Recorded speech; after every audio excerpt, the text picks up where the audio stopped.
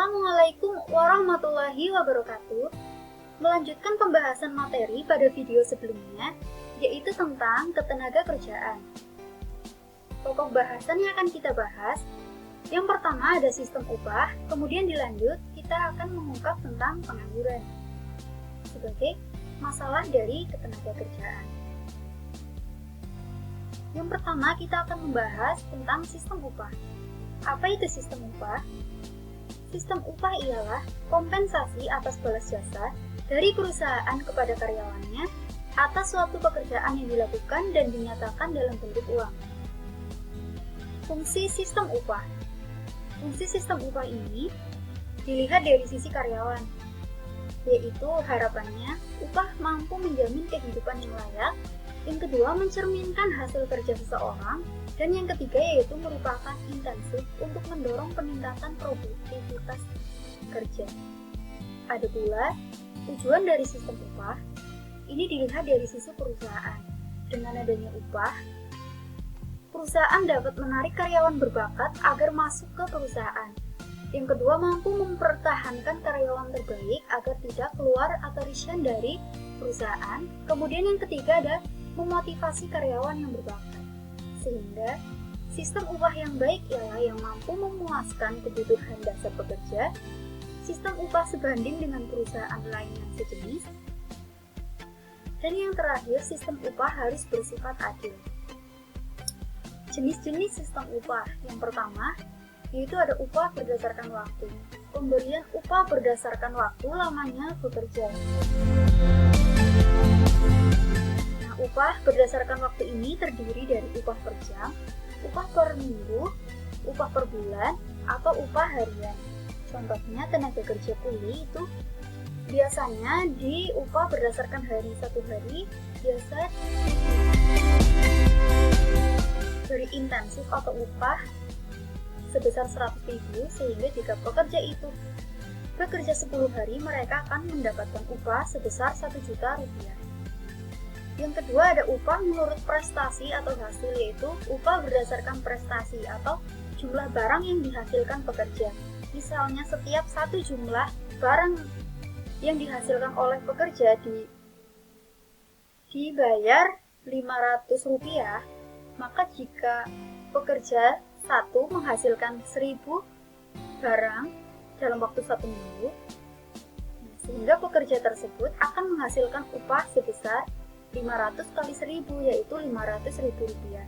Kemudian yang ketiga ada upah menurut dorongan, yaitu berdasarkan kesepakatan antara pemberi kerja dan pekerja. Biasanya sistem upah ini berlaku di golongan membangun rumah, kontraktor, dan lain sebagainya. Yang keempat ada komisi. Komisi ini di luar dari gaji pokok biasanya, yaitu bayaran yang diterima berdasarkan persentase hasil penjualan. Misalnya bagian pemasaran dan manajer pemasaran dibayar berdasarkan komisi ini, komisi dari persentase hasil penjualan. Misalnya 10% dari hasil penjualan itu disebut komisi. Selain itu mereka juga menerima gaji pokok. Yang kelima yaitu ada bonus. Bonus ialah upah tambahan bagi karyawan di samping gaji. Bonus diterima biasanya tidak sama antar pekerja. Dan yang terakhir yaitu ada sistem upah premi. Sistem ini merupakan kombinasi antara upah prestasi dengan premi. Nah, upah prestasi ini dihitung berdasarkan jumlah barang yang dihasilkan. Sedangkan premi, sistem upah premi ini ialah misalnya satu pekerja dalam perusahaan wajib menghasilkan 1000 barang yang dihargai dengan 1 juta rupiah.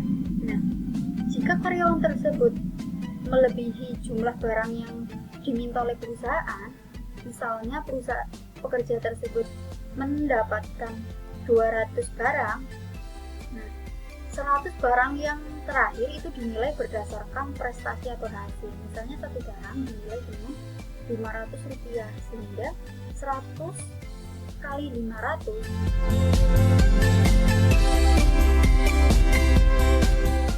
5.000 rupiah, 5.000 kali 100 yaitu 500.000, sehingga gaji pokok 1 juta ditambah 500.000 pekerja tersebut akan mendapatkan upah Rp1.500.000.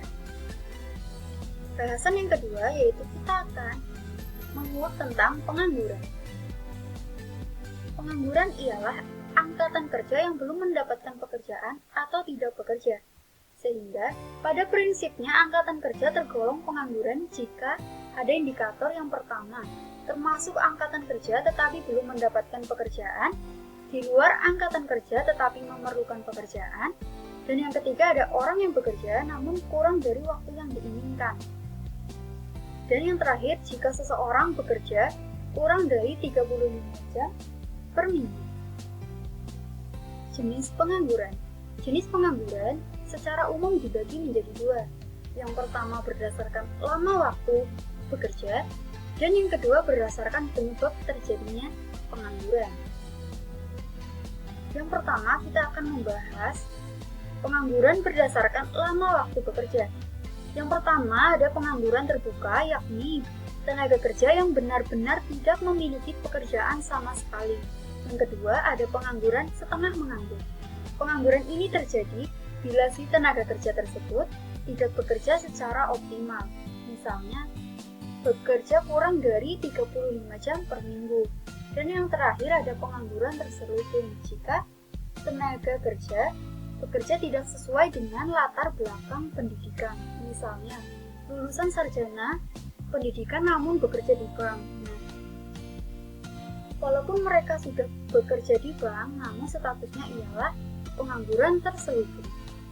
Kemudian, jenis pengangguran berdasarkan penyebab terjadinya yang pertama ada pengangguran struktural. Pengangguran struktural ialah pengangguran yang disebabkan oleh perubahan struktur ekonomi. Misalnya perubahan struktur agraris menjadi struktur industri. Jadi yang awalnya mereka bekerja di sektor agraris namun tidak bisa memenuhi syarat yang diminta oleh perusahaan di bidang industri, mereka akan menganggur. Nah, pengangguran ini disebut dengan pengangguran struktural. Yang kedua ada pengangguran konjungtural atau siklikal. Pengangguran ini disebabkan karena naik turunnya kegiatan ekonomi.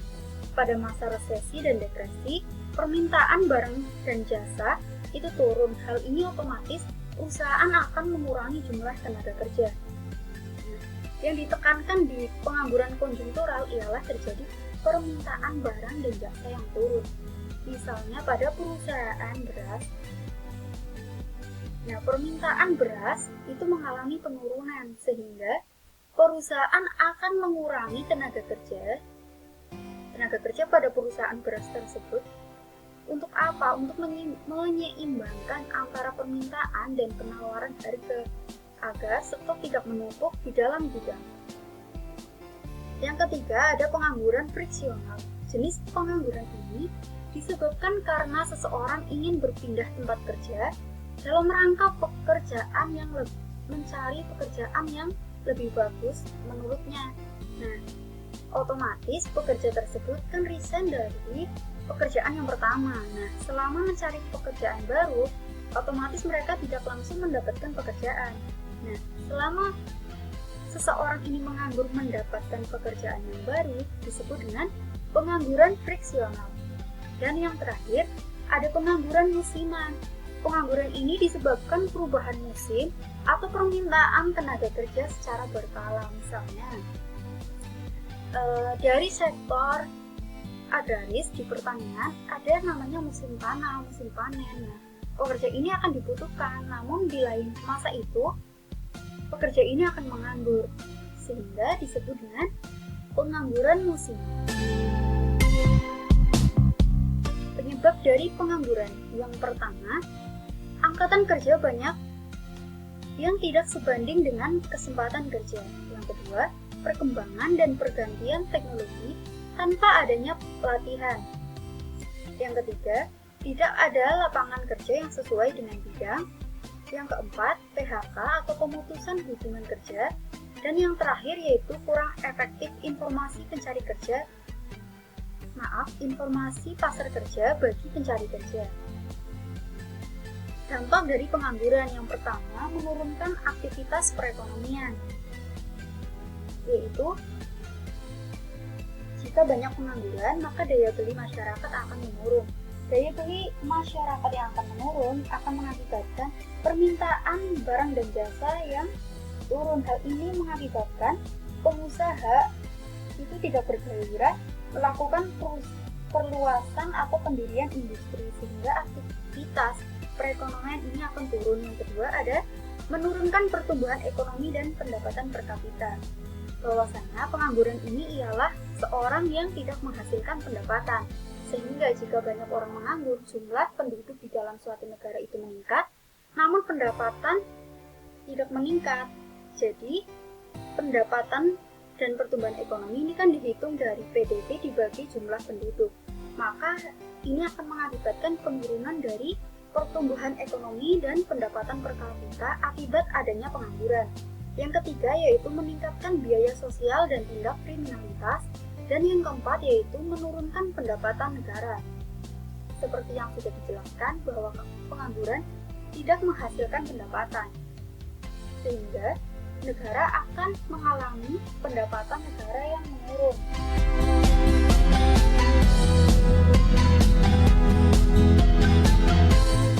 Biasanya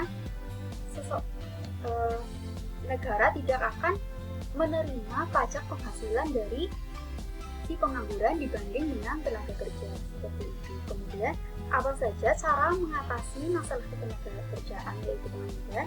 Yang pertama, berdasarkan jenisnya, pengangguran struktural dapat diatasi dengan cara memindahkan pengangguran ke tempat yang lebih membutuhkan. Yang kedua, membuka pendidikan dan pelatihan. Dan yang ketiga, mendirikan industri dan proyek padat karya. Pengangguran konjungtural dapat diatasi dengan yang pertama, meningkatkan daya beli masyarakat. Yang kedua, menciptakan teknik pemasaran dan promosi yang baik. Dan yang ketiga yaitu mengatur bunga bank agar tidak terlalu tinggi, sehingga akan memunculkan pengusaha-pengusaha baru. Kemudian cara mengatasi pengangguran friksional yaitu dengan cara menyiapkan sarana informasi lowongan pekerja yang cepat, mudah, dan murah. Kemudian pengangguran musiman dapat diatasi dengan cara memberikan latihan keterampilan yang lain atau di sektor lain. Yang kedua itu memberikan informasi bila ada lowongan kerja di sektor lain. Terima kasih. Wassalamualaikum warahmatullahi wabarakatuh.